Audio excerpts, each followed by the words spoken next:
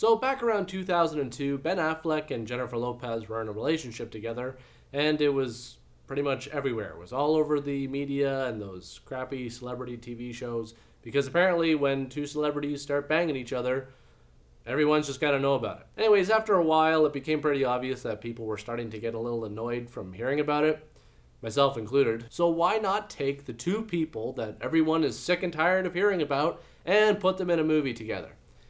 Because, I mean, what could go wrong?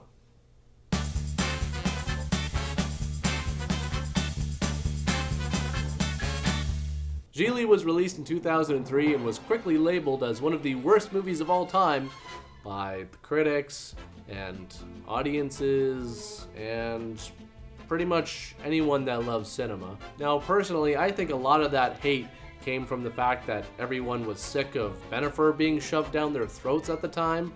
But even ignoring all of that, I can honestly say that I still think this movie easily deserves to be on this show. So when the movie came out, it completely bombed. And I mean bombed. Like 7 million box office on a $75 million budget bombed. Now, I have seen some variation as to what those numbers actually were, but it really doesn't matter. All you need to know is that the movie was a complete failure. And that's it. Period. There's no real debating that. Anyone who can use a calculator or, well, even just basic subtraction can tell you that. Unless, of course, you're in the business of losing money. Then it was a success. So after the smoke cleared and Bennifer split and all was said and done, I have to say that Ben Affleck kind of rose from the ashes and completely redeemed himself in my eyes. He went on to direct some really great movies like Gone Baby Gone and The Town and Argo, and sure, he acted in some shitty movies peppered along the way, but I mean, come on, you gotta give the guy some credit.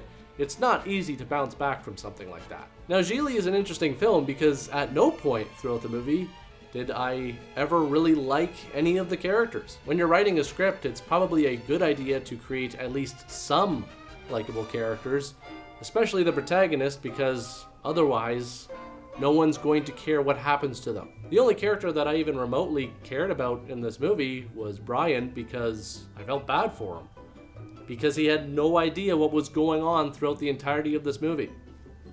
Kinda like me. So Ben Affleck plays this guy, Gigli, who's really just a wannabe gangster. He works for this guy named Lewis, who tells him to go kidnap this guy named Brian, who happens to be mentally challenged, as well as the brother of a federal prosecutor. So he goes to get Brian in this, I don't know, the movie doesn't really tell us. You just have to assume it's some sort of mental institution or mental hospital. He just convinces Brian to go with him, and then they leave.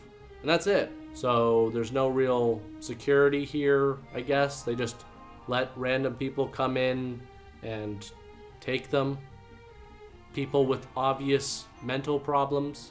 Yeah, I don't see any problem with that at all. Nothing could go wrong there. So Brian wants to go to the Baywatch, wherever that is. Gigli takes him to his apartment instead, but not before pulling some real patronizing bullshit, like taking his flashlight out of his car and pretending it's a walkie-talkie so that he can find out that the Baywatch is closed. Then Gigli uses his phone, which he could have just used with Brian, but whatever, that's assuming the movie makes sense, to call Lewis, and Lewis seems pretty impressed that he managed to pick up Brian so quick. Gigli takes Brian back to his apartment, and this is where we're introduced to Jennifer Lopez's character, Ricky. The next few minutes are incredibly bad. It's amazing that for two people that were romantically involved in real life, there is almost no chemistry between them on screen. And that's not just in this scene, that's throughout the entire movie. Ricky takes Gigli aside and tells him that she's amazed at how much of a f*** up he actually is. Why? How is he screwing up? What has he done wrong so far? He went out and got Brian, like he was supposed to do, very quickly, I might add, and with very little resistance along the way. Anyways, Gigli calls Lewis and finds out that Lewis hired Ricky to help him because he doesn't trust Gigli with the job. Yes, he doesn't trust him with the job of kidnapping someone, which he's already done. All he's got to do now is just hold on to the guy. And if he doesn't trust him with the job, then why did he give it to him in the first place? Well, maybe Gigli did something to make Lewis doubt his competence. Yeah, that would make sense. Too bad nothing like that ever happens. In fact, like I said before, Lewis seems impressed with how quickly Gigli managed to get it done. So we're already, what, like 15 minutes into this movie? And already the plot sucks. So by now it's pretty obvious that Gigli is just a poser and Ricky is... what? Exactly. I'm serious, what is she? What is she supposed to be here? I mean, she talks about her reputation, but reputation as what? A gangster? Because she comes off as more like a caretaker with an edge. I really have no idea what exactly she's supposed to be. She just says, oh, I'm under contract, I'm a contractor. That's what? Just a person who does... oh, maybe this scene will help us find out. So what do you normally hire out for?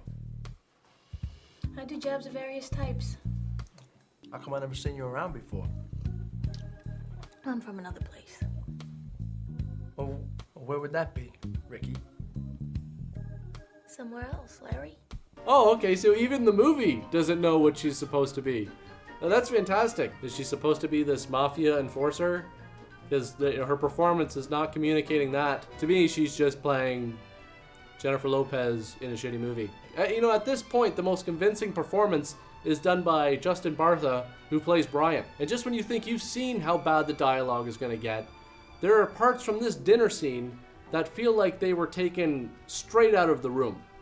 I'm serious. Gigli starts talking to himself in the bathroom in a scene that goes on probably about 10 times longer than it should. It's just scenes like this that drag the movie on forever and make the 2-hour film feel like it just doesn't stop. The second that Christopher Walken comes into the movie, it's like a breath of fresh air. Hey, maybe there'll be some actual entertainment now. He plays a cop who basically tells Gigli that the brother of a federal prosecutor has been kidnapped, and he thinks that he's involved in some way. After he leaves, Brian starts complaining that he's hungry, and there's a pretty simple solution here. I mean, if I was in this situation, I'd probably just get Ricky to look after Brian while I left, got some takeout food, and brought it back. Problem solved, right? Well, the only problem with that idea is that it makes sense. So obviously it has no place in this script. Instead, they take Brian out in broad daylight to a place where they can be seen by, you know, other people or cops. But that's okay because they got a disguise for Brian. Yeah, a hat and a jacket. That's fantastic. I mean, only a crime-stopping genius could see through this masterwork of trickery. But then again, it's probably still a better disguise than anything Dana Carvey could come up with. Ricky threatens a kid by describing how to pull out someone's eyeball, which really doesn't come off the least bit threatening, especially when she finishes it off with this. Oh, and one more thing. Sports are all well and good, but very hard to earn a living at. So I want you guys to study hard and keep your grades up, all right? Okay, everyone, yes? Yeah. Okay, good. Wow, what a gangster.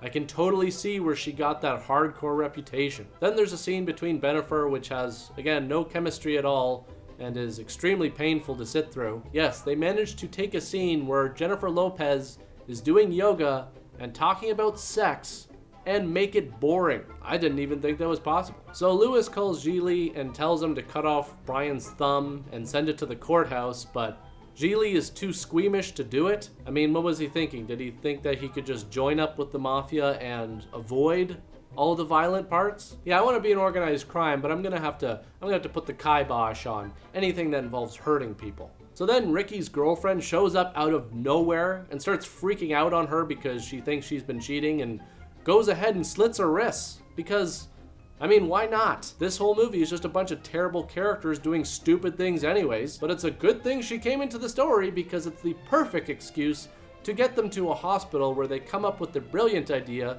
of stealing a thumb from a corpse in the morgue. Because guess what? Ricky doesn't want to cut off Brian's thumb either. Wow, I'm shocked. Especially since throughout this movie we've been seeing how much of a cold-blooded criminal Ricky really is. Oh wait, no we haven't. So somehow an argument about fingernails and whether or not Gigli is gay turns into sex. It's turkey time. Huh?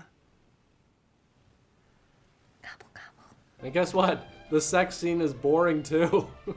Then we have this scene where Al Pacino shows up as the mob boss, and it's really just in time because his performance actually jolts some electricity into this disaster. It was just enough to keep me from turning off this movie entirely and just faking the rest of this review. I'm just kidding, I would never really do that. After they decide to leave town, they see some sort of film production on a beach.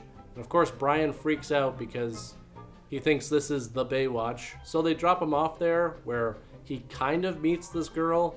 And I'm being serious when I tell you that the ending of this movie is excruciatingly long. It feels like it's never going to end. Seriously, my finger was just hovering over the stop button for a good 5 minutes. But it finally does come to a conclusion, and with some brilliant dialogue.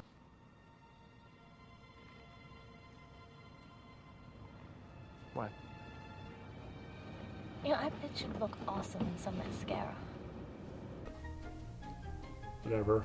Now, as most of you know, I've seen a lot of bad movies, and Gigli is no exception. I've seen some critics call this the worst movie of all time, and while I do agree it's one of the worst I've ever seen, I have a hard time calling, well, pretty much any movie the worst movie of all time. But it definitely deserves to be on the list of the worst movies ever made. I'm not disputing that at all. So guys, while I can't say exactly what my next bad movie review is going to be on, mostly because I don't even know yet, I will tell you that in October, I'll be doing some horror movies. And I'll give you a few hints.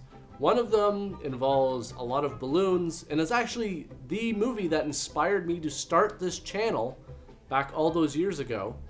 I just never reviewed it. I don't know why. And the other is, well, it's actually two movies from a horror movie franchise that takes place on Halloween. Gee, I wonder what franchise that could be. You're terrible at giving hints, Mark. That's just, come on.